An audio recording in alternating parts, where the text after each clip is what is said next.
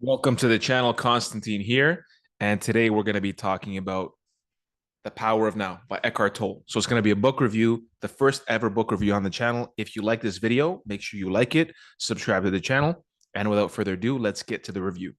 So The Power of Now can be really summarized by one statement, which is the entire focus of the book is whatever problems you have, and I'm going to give you my unfiltered review. Whatever problems you have, they're not real problems because in the now, there are no problems. In the now, there's no stress. In the now, there's no future, there's no past. It's just the now. So the now, the present, solves all the problems. If you can detect a little bit of sarcasm in my voice, it's because it seems as though Eckhart, who's writing this book, and I have a lot of respect for Eckhart for what he's done and for what he's doing and for what he's teaching. The problem is that when you get to a certain point, you can become unrelatable to people. That's why I always like to talk about my pains, talk about my suffering, talk about my darkness, talk about the things that I went through and tell you that I'm not perfect and I'm figuring things out as I go along. So basically, what's happening is the book is structured as though it's a dialogue. So there's italics. It's kind of like a question. Somebody says something. The implication is that there's somebody in the audience asking a question, and then he answers the question, and it's kind of separated into different sections. It doesn't really matter what the sections are, and it doesn't really matter what the chapters are, because the essence of the entire book is that being in the present moment will basically solve everything. That is really the solution. Now, the issue with that is that that is not most people's experience. So the book feels very unrelatable. It feels very divorced from people's day-to-day experience. You could say, Eckhart, I understand what you're saying as far as like there's no problem, but like I just lost my job and my dad just died, and I have no money. Those are all problems. And then his response would be, yes, but in the present moment, when you return to when you return to this moment, you realize that you're present in the moment. You're breathing. You can. And then he starts using very like spiritual enlightenment terms as far as the experience that you get from the present moment. The difficulty though is that he's not bridging any gaps between where you are or where the average person is and then where he is, if you want to put it that way. So the book itself, the main essence is staying in the present moment and all of the benefits that you will reap from being in the present. He also admits that there is a use to actually thinking and planning for the future, because once you do that, you know exactly where you're going, but then you focus on the present moment. The issue is that he also discounts past traumas, past pains, past difficulties that people need to work through.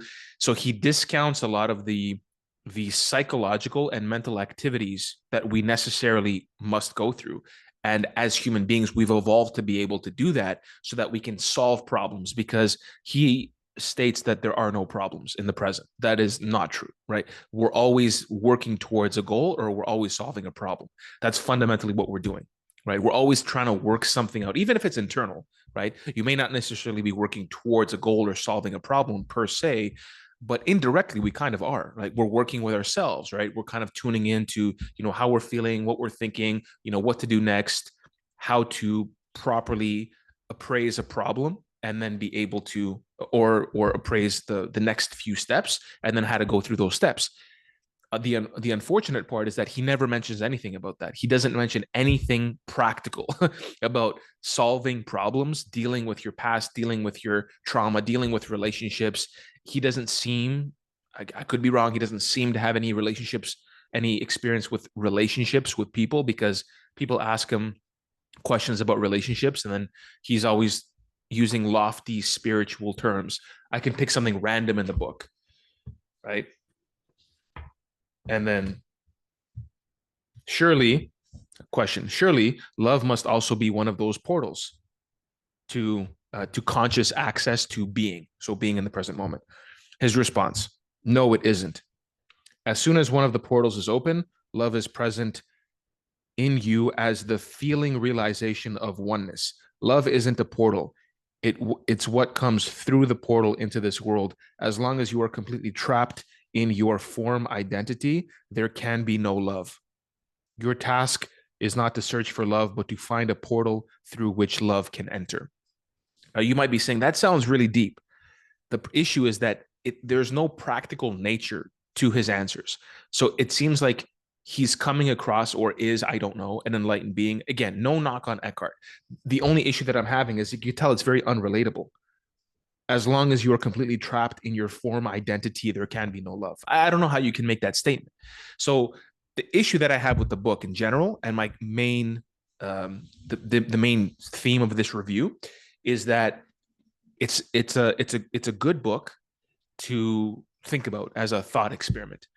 The issue is that it can lead you astray, and if you're in a position in your life where you need to find a solution and you're looking towards something to really help you, potentially this book can lead you down a path where you're always feeling anxious if you're not in the present moment.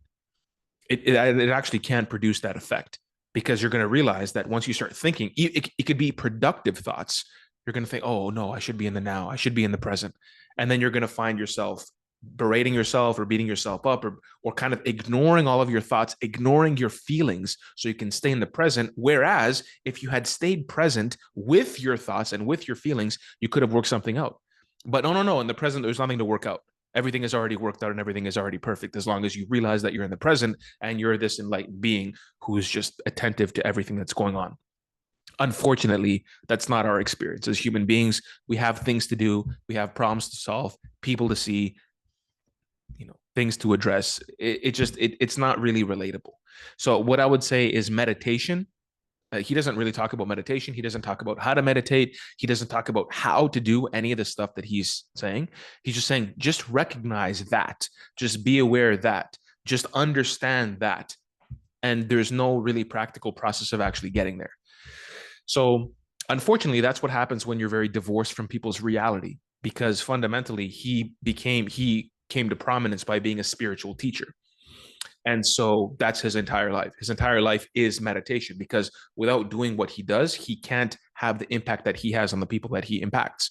So, which means if he doesn't do what he's doing, he can't be the guy that he needs to be for other people, if you could put it that way.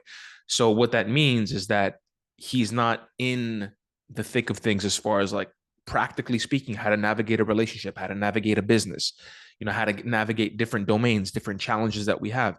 There's no, let's take a practical problem and insert mindfulness or meditation or being in the present moment into that problem. There's nothing like that. And that's the issue with the book, is that there is nothing that is presented as something that's relatable to you, that then you can use mindfulness or present moment awareness to use in that situation, so that you can help navigate that situation. So hope that was helpful. Book in general, if you can keep an open mind and not need to make a specific decision as far as, oh, it's going to be this or it's going to be that, is going to be fine. But if you're very sensitive to information and you're looking for answers, it's not going to be the answer, right? You're better off reading Bhagavad Gita, Tao Te Ching, the different holy books, other books on mindfulness that are written by scientists. I could speak about more book reviews if this video gets a little bit of a some positive feedback, but fundamentally that's what it is, right? That's what my review of Power of Now. A good book, but I'd say not good enough for a reread, and not very practical and not very relatable. So anyway, hope that was helpful. Make sure you like the video, subscribe to the channel as well. I also launched a Skool community, so it's free. The link is in my bio. If you click on that link, you'll join the community. And I do 2 group calls there every single week. They're live calls. So we do basically one-on-one. We do one-on-one work. We do group work. We do meditation sessions, Q&As. So if you like the way I explain things, if you like the content on my channel, make sure that you join that group. And that way we can have a live conversation together, which would be fantastic. I'm also going to probably start doing lives soon on different platforms, like maybe TikTok, Instagram, etc. So look out for that. So I'm going to make some announcements soon. If you found this video helpful, make sure, like I said, you like, subscribe, and leave a comment down below, because I read all the comments. I answer your comments with videos. So if you leave a question in the comment section, I will literally record an entire video answering your question. So that's it for me. Until then, until next time, I'll see you soon.